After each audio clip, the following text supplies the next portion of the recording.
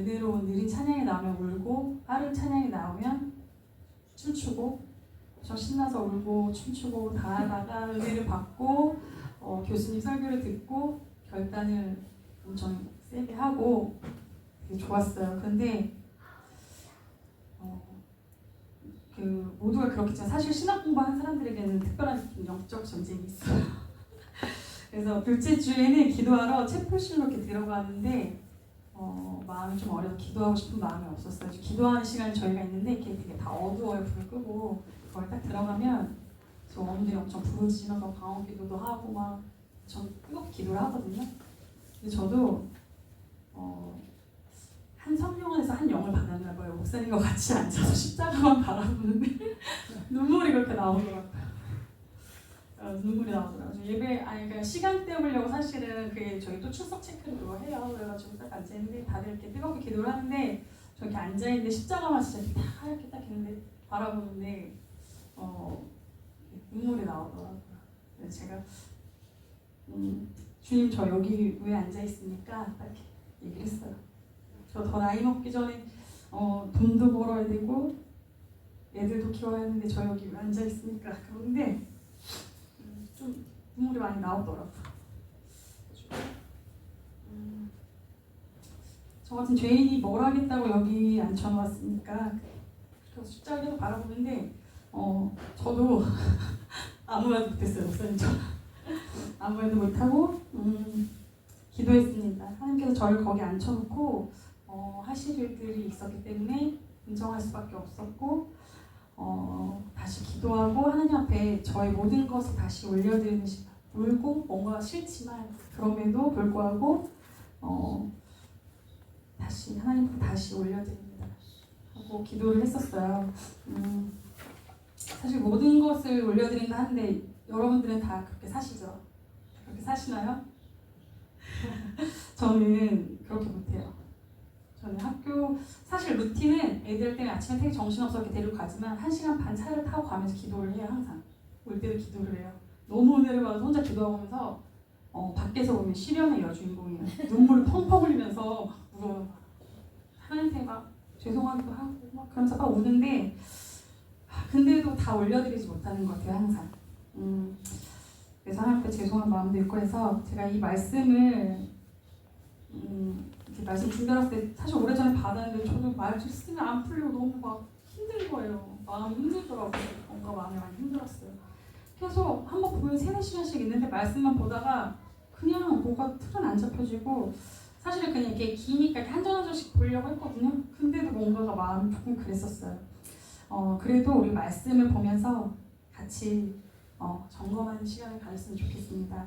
한 절 한 절 이렇게 나눠서 볼게요. 모세를 출애굽해서 가나안 땅에 들어갔을 때 모세를 하나님께서 불러서 그때 하신 말씀이거든요. 레위기는 어떤 책인가요? 레위기는 어떤 책일까요? 제사. 우리 신앙생활의 교과서 같은 책이에요. 아까 목사님은 이렇게 언어를 막 이렇게 쓰셨는데 저는 그 언어를 다 빼고 그러니까 언어로는 그리고 그가 부르셨다는 뜻인데 한국어 성경은 헬라어 번역을 따라서 레위에 관한 사항들이라는 뜻이에요. 그러니까 레위 뭐 이렇게 레위기니까 레위인이라고 사실은 많이 생각을 하잖아요. 근데 레위기를 읽어보면 레위인들 비율적으로 레위인들은 별로 안 나오고 그 출애굽한 그러니까 이스라엘 사람들 그러니까 모든 성도들에게 하는 말이에요. 즉 출애굽한 사람들 우리 구원받은 성도들의 삶과 예배의 지침서 같은 책입니다. 레위기 다들 읽어보셨잖아요. 읽으셨을 때 어떠셨어요? 재밌으셨나요? 별로 안 재밌죠. 저는 예전에는 재미없어서 통독하니까 순서대로 그냥 읽었어요. 막 제사법 나오고 뭔지 모르니까 진짜 지루했고 그래서 그냥 읽는 순서니까 창세기 있고 출애굽 있다가 막 되게 흥미롭게 이렇게 지나가다가 갑자기 레위기 뭐야 제사야 뭐야 뭐 이렇게 지나가고 잘 몰라서 이렇게 지나갔는데 제가 공부를 하다 보니까 레위기가 너무 재밌는 거예요. 그래가지고 한 7년 전 그때부터는 레위기를 딱 알면 할수록 하나님 진짜 사랑이시구나 생각하면서 그부터는 레위기가 너무 재미있습니다. 혹시 레위기는 그냥 이렇게 통과하고 막 이렇게 읽으시는 분들 계시면 다시 읽어보세요. 그래서 이 부분이 뭔지 모르겠으면 저한테 한번 물어보세요. 그럼 제가 짧은 지식이지만 아무도 안 물어볼 것 같아서 얘기하는 걸 제가 가르쳐드릴게요. 눈빛을 왜 안 물어봐. 제가 되게 잘 가르쳐 드릴게요. 와서 이렇게 질문해 주시면 이렇게 이런 뜻이하고 별 엄마 이렇게 물어보세요. 제가 친절하게 제가 되게 친절하잖아요. 그래서 가르쳐 드릴게요. 모세오경 중에 세 번째 책이에요. 창세기, 출애굽기 이렇게 세 번째. 토라의 중앙에 위치한 구약 성경의 핵심이 바로 레위기도 합니다. 오늘 말씀 제목이 번제를 올려드리는 예배자예요. 먼저 번제에 대해서 설명해 보자면 모두 아시는 바와 같이 제물 전체를 태워야 돼요. 전체를 태워서 전부를 수직적으로 위로 올려드리는 수직적인 헌신의 예배, 헌신의 제사예요. 보면은 제가 그냥 말씀 이렇게 띄워주시면 1절 띄워주시면 어떤 제물을 드리냐고. 제사에는 반드시 제물이 있어야 되잖아요. 제물이 있어요. 예물이 있어야 돼요. 근데 2절과 3절에 정확하게 나오고 있어. 어떤 제물을 드려야 하는지 명확하게 기록하고 있습니다. 보면 이스라엘 자손에게 고하여 이르라 너희 중에 누구든지 여호와께 예물을 드리려거든 생축 중에서 소나 양으로 예물을 드릴지니라. 그 예물이 소의 번제이면 흠없는 수컷으로 회막문에서 여호와 앞에 기쁘게 받으시도록 드릴지니라. 여기서 중요한 것은 소나 양을 생축한 것이에요. 기른 것. 그러니까 기본적으로 정성껏 열심히 가축 기르잖아요. 이렇게 사랑하는 거, 마음 쏘는 거. 그리고 흠이 없으려면 흠없는 것으로 드리려고 하는데 흠없는 것으로 드리려면 얼마나 정성을 쏟아서 길러야 되겠어요. 강아지나 이렇게 애완견 키워보시는 분들 계시잖아요. 그러면 그게 되게 정성껏 드려야 돼요. 하나님께는 가장 귀한 것, 가장 좋은 것 이렇게 드려야 되는 거잖아요. 그러면 또 그 예물을 어떻게 해야 하나님한테 받아들였는지 이렇게 볼게요. 그냥 순서대로 그냥 말씀해요. 그냥. 근데 이게 제가 예전에는 읽을 때 별로 안 나왔는데 이제 지금 딱 알고 나면 정말 너무 좋더라고요. 4절에 예물을 어떻게 해야지 하나님한테 받아들여지 보면 그는 번제물의 머리에 안수할지니 그를 위하여 기쁘게 받으심이 되어 그를 위하여 속죄가 될 것이니라. 그는이라고 나왔죠. 그는이 누굴까요? 제물을 드리는 예배자. 제물을 키운 그 가축을 키운 주인이 되겠죠. 번제를 머리에 안수하는 이유를 아세요? 안수가 어떤 의미가 있는지? 안수 집사님,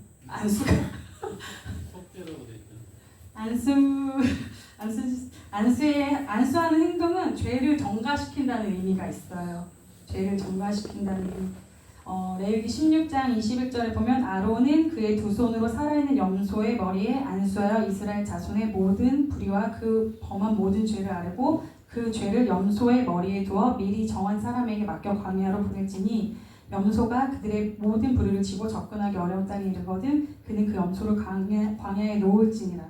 또 신약에서는 이렇게 예표를 하는 게 세례 요한이 보라 세상 죄를 짊어지고 가는 어린 양이로다 이렇게 말하고 있거든요. 또 안수하는 행동에는 연합의 의미가 있습니다. 연합. 그래서 이게 로마서 6장 4절과 8절에 보면은 우리가 그의 죽으심과 합하여 세례를 받음으로 이렇게 나와 있고 아까도 이렇게 우리가 부른 노래 중에 갈라디아서 2장 20절 보면 내가 그리스도와 함께 십자가에 못 박혔나니 함께 연합의 의미가 있어요. 같이 함께 한다는. 그리고 5절 이렇게 보면 그는 여호와 앞에서 그 수송아지를 잡을 것이요 아론의 자손 제사장은 그 피를 가져다 피를 뿌린다고 하잖아요. 제단에 뿌려진 피로 인하여 제사를 드리는 사람에게 어떤 일이 벌어지게 됩니까? 그 피로 인하여서 제사를 드리는 예배자예요. 로마서 5장 9절에 보면 다 말씀에 나와 있어요. 제가 이거를 PPT를 해왔었는데 그러면 이제 우리가 그의 피로 말미암아 의롭다 하심을 받았으니 더욱 그로 말미암아 진노함에서 구원을 받을 것이니 그 피로 인하여서 우리가 구원을 받을 것이라고 성경에 나와 있습니다. 성소는 대제사장도 죄가 있으면 못 들어가요. 아무나 함부로 못 들어가는 곳이에요. 근데 부정한 죄인들이 거룩하신 하나님의 임재가 있는 성소를 들어가야 하나님을 만날 수 있거든요. 그러면 우리가 부정을 어떻게 거기를 들어갈 수 있었을까요? 어떻게 들어갈 수 있을까요? 히브리서 10장 19절에 나와 있어요. 그러므로 10장 19절 히브리서 10장 19절 20절에 보면 그러므로 형제들아 우리가 예수의 피를 힘입어 성소에 들어갈 담력을 얻었나니 그 길은 우리를 위하여 휘장 가운데로 열어놓으신 새로운 살 길이요 휘장은 곧 그의 육체니라. 성막이라고도 하고 거룩한 성자도 성막이라고도 하고 회막이라고도 하잖아요. 모일 회자를 써서. 그리고 장막이라고도 해요. 휘장장을 써서. 그래서 예수님을 만나고 모이는 곳이라고 하잖아요. 우리가 예수님의 피를 힘입어서 성소에 들어갈 수 있다고 하죠. 예수님의 피를 힘입어. 그럼 번제의 가장 중요한 특징이 무엇이냐면 6절과 9절에 그게 나와 있습니다. 바로 전부를 드리는 거예요. 전적인 헌신. 그리고 가장 귀한 것을 드리고 어디 이렇게 보면은 첫 번째 뭐 숫송아지 이런 게 나오잖아요. 첫 번째가 가장 귀한 것이라는 뜻이에요. 아브라함이나 다윗, 유다 다 첫째는 아니었어요. 그렇죠? 저 가장 귀한 것을 하나님 앞에 올려드린다는 건데 보면 그는 또 그 번제물의 가죽을 벗기고 각을 뜰 것이요 제사장 아론의 자손들은 제단 위에 불을 붙이고 불 위에 나무를 버려놓고 아론의 자손 제사장들은 그 뜰 각과 머리와 기름을 제단 위에 불 위에 있는 나무에 버려놓을 것이며 9절까지 이렇게 다 나와 있죠. 내장과 정강이를 물로 씻을 것이요 제사장은 그 전부를 제단 위에서 불살라 번제를 드릴지니 이는 화제라 이렇게 다 나와 있어요. 혹시 집에서 동물 키우시는 분 계신가요? 동물 강아지 키우시죠? 아시죠? 강아지 키우시죠? 이게 어떤 거냐면은 이렇게 상상해 보세요. 저 예전에 이거 공부하고 저 애완견 키웠을 때 우리 강아지 보고 한번 이렇게 시험을 해서 해봤거든요. 상상하면서 절대 죄를 안 줄 거야. 나 진짜 막 그러면서 마음이 너무 그런 거예요. 제가 이렇게 말티즈를 키웠었거든요. 10년 키운 개가 있었어요. 네, 이거 딱 듣고 하는데 이게 어떤 거냐면 제가 정성껏 키운 그 강아지나 그 동물을 이렇게 제가 죄를 제사함 받기 위해서 제사장 앞에 가지고 가는 거예요. 근데 제가 안수를 해요. 제가 가져온 그걸 안수를 해요. 홍집사님 강아지 한번 상상을 안수를 해요. 그런 다음에 칼로 찔러 일단 죽여야 되니까. 그래서 제사장한테 잠깐 줘요. 제사장이 사방에 피를 이렇게 뿌린다고 나왔죠. 뿌리면 그것을 주인이 내가 다시 받아서 가죽도 벗기고 각을 뜨는 게 이렇게 뼈 있잖아요. 뼈 뜨는 거 왜냐면 불에 태워야 되는데 뼈 있으면 잘 안 타잖아요. 뼈 트고 똥과 불순물 털 다 제거를 내가 하는 거예요. 내가 해서 다시 물에 씻어요. 다시 깨끗해지게 거르고 상장해서 다시 깨끗하게 한 다음에 그걸 다시 제사장한테 내가 주는 거예요. 이렇게 목사님한테 주는 거예요. 그리고 목사님이 그를 이렇게 오늘날로 얘기하는 거예요. 목사님이 이제 불을 태우고 있으면 제가 옆에서 내가 대신 죽었어야 되는데 내 죄 때문에 제가 저렇게 죽었다니 회개를 옆에서 하고 있는 거예요. 충격 먹을 거 아니죠? 일종의 충격요법인 거예요. 그거 보고서 충격 안 먹을 사람 어디 있겠어요? 또 죄를 짓고 싶진 않을 것 같아요. 진짜 저 강아지 보고 한번 이렇게 해봤는데 그 하얀 강아지를 불에 태워서 이렇게 한다는 생각을 하니까 다시는 죄를 짓기가 진짜 쉽지 않겠죠. 그거 이렇게 합니다. 그거 다 태워야 돼요. 다 태워야지 향기로운 화재가 되는 거예요. 남아있으면 그 냄새가 엄청 안 좋게 난다고 하더라고요. 다 타야지 되는데 근데 우리는 지금 그렇게 하는 시대는 아니잖아요. 우리는 왜 그러냐면 예수님께서 우리를 위해서 십자가 대신 달려 돌아가신 것을 믿으시죠. 네. 그러면 우리는 어떻게 해야 할까요? 아까 일부 예배 때도 나왔더라고요. 고린도전서 6장 19절에 보면 너희 몸은 너희가 하나님께로부터 받은 바 너희 가운데 계신 성령의 전인 줄을 알지 못하느냐. 너희는 너희 자신의 것이 아니라 값으로 산 것이로되 그런즉 너희 몸으로 하나님께 영광을 돌리라. 우리 몸으로 하나님께 영광을 돌리래요. 그것은 우리의 삶 전체를 말하고 순간순간의 모든 것을 말하는 거예요. 그러니까 우리가 예배를 굉장히 이렇게 되게 쉽게 얘기하는데 이걸 사실은 이 예배가 아까 누가 놀러 가신다고 제가 이렇게 시험 들까봐 말을 못하겠는데 사실 이렇게 디폴트라고 해야 될까? 초기 값으로 설정이 돼요. 예배를 당연히 드리는 것은 이건 당연한 거예요. 이게 초기 값을 당연히 이렇게 설정해내야 돼요. 구원 받은 성도면 사실은 원래 그렇게 돼야 된다고. 예배가 먼저, 예배 중심의 삶 이런 게 돼야 된다고 하는데 제가 아까 못 들은 걸로 생각하고 얘기하겠습니다. 자기의 흠을 본다는 것은 굉장히 귀하고 은혜로운 것이라고 제가 배웠어요. 네, 그거는 그렇다는 의미를 이제 얘기는 해주는 거예요. 번제물을 이렇게 소도 드리고 양도 드리고 비둘기도 드리고 이렇게 다양하게 드리잖아요. 보면 성경을 보면은 근데 이것도 그냥 이렇게 우리가 읽었잖아요. 읽었는데 4발 달린 짐승은 수컷으로 드리라고요. 꼭 수컷으로. 그럼 우리가 기를 때 4발 달린 짐승 수컷으로 키우면 돼요. 근데 비둘기는 사실 가난한 자들을 위해서 하나님께서 지정해 주신 제물이거든요. 팔레스타인 지역에 되게 비둘기가 많았다고 해요. 근데 우리가 날아가는 비둘기를 진짜 힘들게 잡았어요. 그 가난한 사람들이 소나 양이 없어서 힘들게 날아가는 걸 잡았어요. 잡았는데 안 커지요. 힘들게 사실. 그러니까 이게 레위기를 그러니까 그냥 이건 암수 구별이 없어요. 비둘기는 제사법도 뭐 이렇게 각도 이런 게 없이 다 약간 다르거든요. 그러니까 다 이렇게 성도마다 형편이 다르잖아요. 그러니까 부끄러움이 없게 하려고 가난한 자들이나 가난한 자 부끄럽지 않게 하려고 그렇게 하나님께서 다 정해주셨어요. 참고로 예수님의 부모님들도 비둘기를 제사로 드렸다고 하더라고요. 근데 그건 제가 확실한 건 잘 모르겠지만 그렇게 들었어요. 그리고 재물의 크기나 종류에 상관없이 부자나 가난한 자나 상관없이 번제의 효력은 동일하게 임해요. 그러니까 진심으로 이렇게 해서 죄를 이렇게 하고 재물 올려드렸을 때는 사하게 되는 거예요. 근데 그것이 되게 참된 교회인 것 같아요. 그게 참된 교회인 것 같아요. 가난한 자나 부한 자나 연약한 자나 강한 자나 동일하게 모든 것이 이루어지는 것이 저는 교회라고 생각을 하거든요. 근데 요즘에는 교회에는 힘이 있는 자들, 요즘 교회에서는 이렇게 힘이 있는 자들이 있어요. 그런 교회가 있어요. 장로님이 없는데 장로님이 있는 교회, 장로님 힘이 없, 장로님이 계시면 그분들을 치리하시는 권사님들이 계시고 덧센 분들이 계시고 항상 있는 교회들이 있거든요.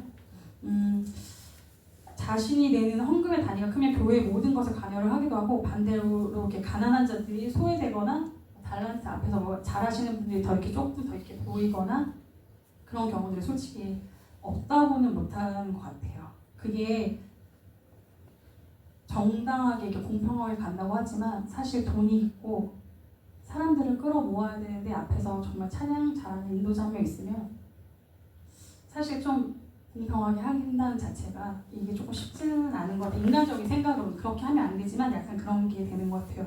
저도 전에 교회 분립이 되게 안 좋게 되었어요.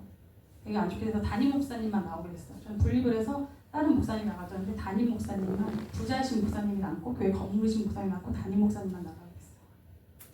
근데 아무도 안 따라나서 저만 혼자 따라나서게 했고 저는 교회 다니면서 돈 이런 거 생각을 안 했거든요. 신학 공부하고 하니까 그런 훈련을 많이 받아서 일주일에 한 달에 40만 원만 벌어서 11조하고 헌금하고 차비하고 이렇게 살았었어요. 그래서 저는 돈에 대해서 이런 것을 한 번도 생각을 안 했었는데 갑자기 돈이 있고 좀 헌금을 많이 할 수 있는 분이 따라갈 수 있어. 따라가면 얼마나 좋을까. 목사님 혼자 나가는데 그 생각이 들더라고요. 제가 목사님 사모님한테 문자했어요. 제 힘이 없는 성도인데 따라가도 되겠습니까? 그 힘이 돈을 말하는 거였어요. 사모님랑 저랑 펑펑 울었어요. 그런 소리 하냐고 하면서. 그때는 그렇게 아름다운 추억이 있습니다.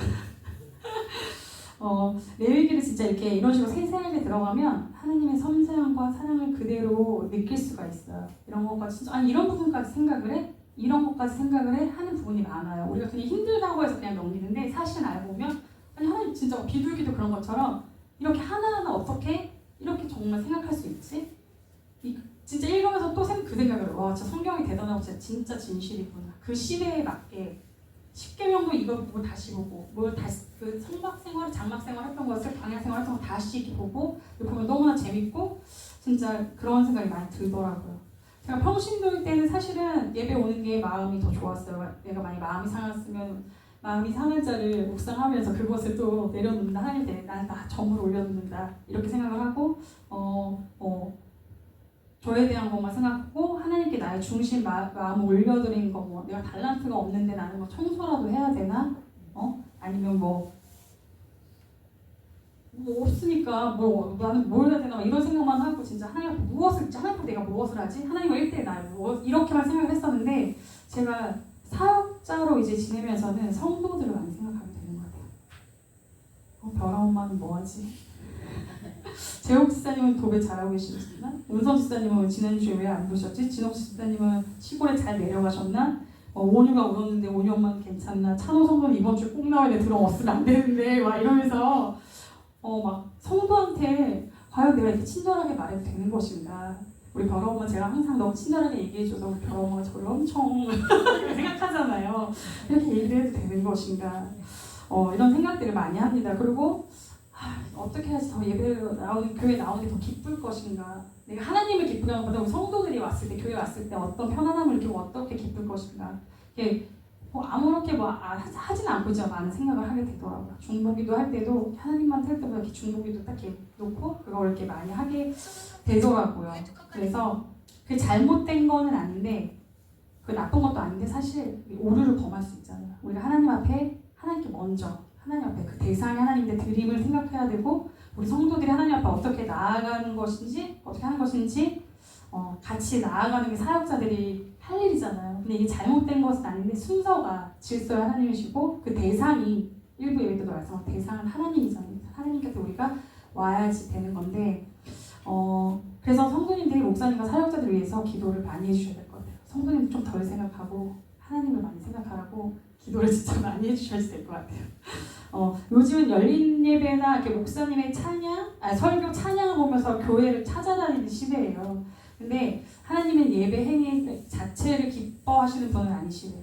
예배를 드리는 자의 마음 중심을 받으시는 분이에요. 그러니까 성경적인 예배는 사람에게 초점을 맞추는 예배가 아니라 하나님께 하나님이 명하시는 대로 드리는 예배입니다. 제사자나 예배자가 부정하면 그가 드리는 제물도 예배에도 부정한 것입니다. 대표적으로 우리가 알고 있는 가인과 아벨 있죠. 가인이 곡식으로 드려서 피해 제사가 아니어서 이런 그것은 아니고 곡식으로 드리는 제사도 있긴 해요. 피해 제사가 기본이긴 하지만 곡식 제사도 있긴 있어요. 근데 아벨과 그의 제물이 뒤에 나오죠. 그 사람을 먼저 받으셨어요. 아벨을 먼저 받았어요. 그러니까 결론을 얘기하자면 거룩하신 하나님의 임재가 있는 성소로 부정한 죄인들이 어떻게 들어갈 수 있게 되었습니까? 바로 예수 그리스도의 피를 힘입어 우리가 담대함과 확신을 가지고 나아갈 수 있게 되었습니다. 이 번제를 통해서 그 행위를 통해서 우리가 하나님께 나아가고 만날 수가 있어요. 제가 그 번제 드릴 때 절차 이렇게 가져왔어요. 절차를 이렇게 표로 한번 만들어왔는데 번제를 드리는 주체는 제사장과 예물을 드리는 예배자예요. 그러니까 목사님과 교인 성도들 드릴 수가 있겠죠. 요즘으로 말하면. 근데 보면 봐봐요. 이렇게 담당자가 있잖아요.